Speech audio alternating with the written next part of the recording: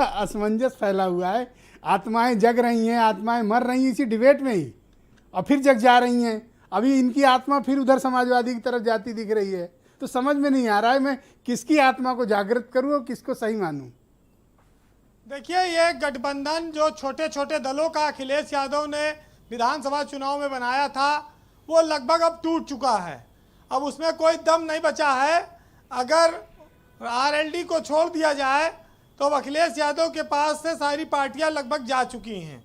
आज ओम प्रकाश राजभर पर निगाह थी सबकी, लेकिन बीजेपी ने ये गुप्त ऑपरेशन किया और जितने भी पार्टियों के नेता थे उनको विपक्ष के सबको बुला लिया।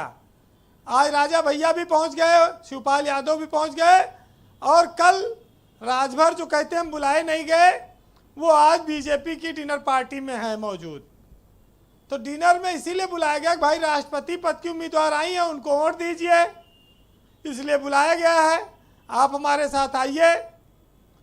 कल तक जिनको पानी पी के कोसा, गालियां दी, अब उन्हीं के साथ फिर गठबंधन करने की तैयारी है। मार कुटाई भी की थी। हाँ, मार कुटाई भी हुई थी। सत्ता के लिए सब कुछ जायज है। देखिए, सबका एक चरित्र होता है, लेकिन सियासत का कोई चरित्र, राजनीतिज्ञों का चरित्र नहीं रह गया है। और जो अखिलेश यादव का गठबंधन था, जब वो सत्ता में नहीं आए तो उसको टूटना ही था, लोग ये मानते थे। तो आज चाचा तो गए गए, पिलकवा वाले चाचा भी चले गए जो पीला गमछा पहनते थे। तो अखिलेश ने एक साथ दो चाचा खो दिए। अब ये दुनिया सियासत है, यहाँ लोग इसे गद्दार कहते हैं और कहते हैं कि राजनीति में कोई गद्दारी उद्दारी वर्ड एग्जिस्ट ही नहीं करता है। धोखा, गद्दारी, चापलूसी, अवसरवादी, तमाम सारी बातें लोग कहते हैं, क्योंकि जब तक आप हमारे पास हैं सब दाग अच्छे हैं। जब आप हमको छोड़कर चले गए तो फिर आप सबसे गंदे, सबसे दगाबाज, तमाम सारी बातें चलती हैं।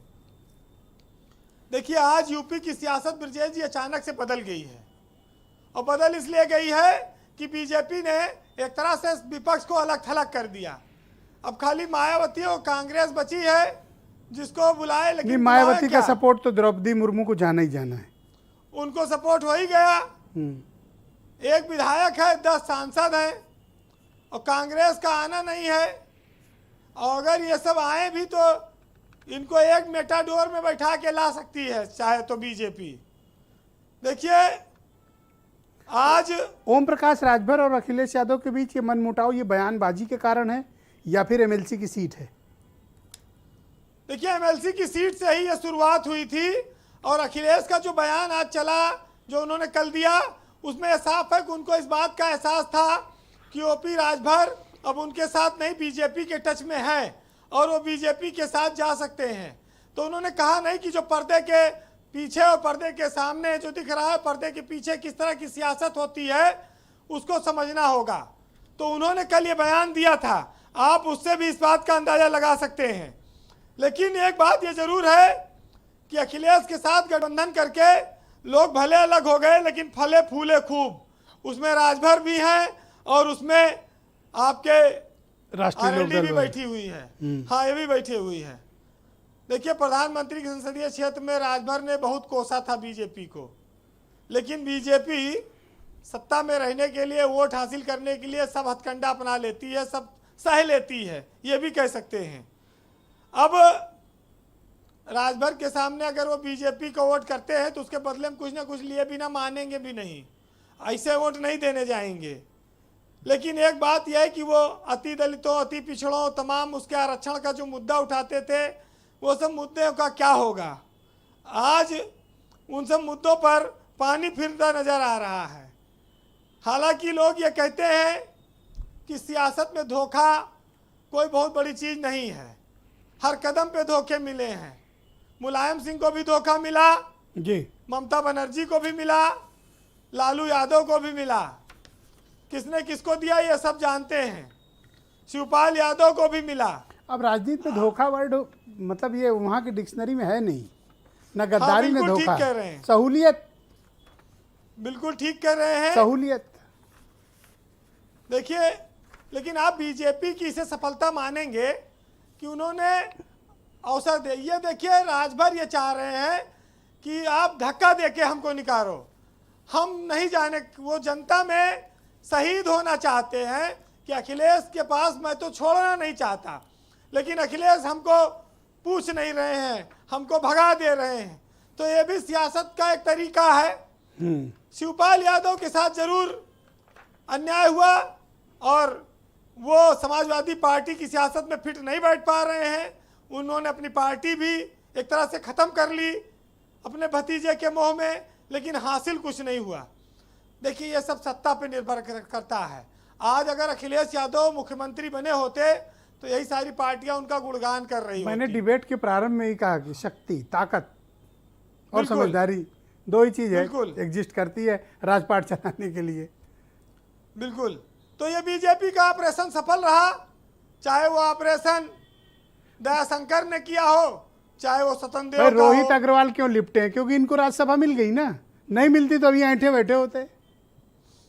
अब रोहित अग्रवाल की पार्टी में कितना दिन से खाली दाल चावल खाया जा रहा था।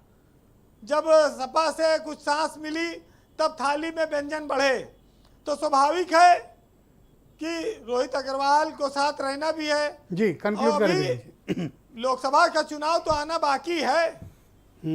लोग कहते हैं कि भाई महाराष्ट्र में परिवर्तन हो गया, ईडी सीबीआई तमाम सारे आरोप लगते हैं, तो अभी उत्तर प्रदेश में तो चुनाव आना बाकी है। इनके अभी एक विधायक झारखंड हैं में- एसबीएसपी के बेदी राम, उनको ढूंढ रहे हैं। हाँ, तो अब राजभर जी के कुछ गड़बड़ किए हैं, उनको ढूंढ रही है कुछ एजेंसी। बेदी राम वही रेलवे में जो भर्तियों के मामले हाँ, में उनको ढूंढ उनका- रहे हैं सब। रेलवे की बहुत बड़ी बड़ी भर्तियों में जो गिरफ्तार होते रहे कई बार, बाउंड्री फांद के उनका- निकल चुके हैं बेदी राम। उनका नाम आता रहा। देखिए, एक साहित्यकार ने लिखा है, जी। बहुत सुंदर लाइनें हैं, मजेदार हैं, पढ़ सुनिएगा। हम्म। कि पाँव बेचकर सफर खरीदे, सफर बेचकर राहें, और जब मैं खुद को बेच चुका तो सबकी पड़ी निगाहें। और नींद बेचकर सपन खरीदे, सपन बेचकर तबाही, और कागज बेचे कलम खरीदी, कलम बेचकर स्याही। जीवन कई रंग में रंगा, रंगों के व्यापार में, और रात रात भर तुमको गाया, तब सुबह छपे अखबार में। बहुत शुक्रिया आपका बीरेन जी, बहुत बहुत धन्यवाद सटीक और सही जानकारी देने के लिए और असमंजस को साफ तस्वीर करने के लिए।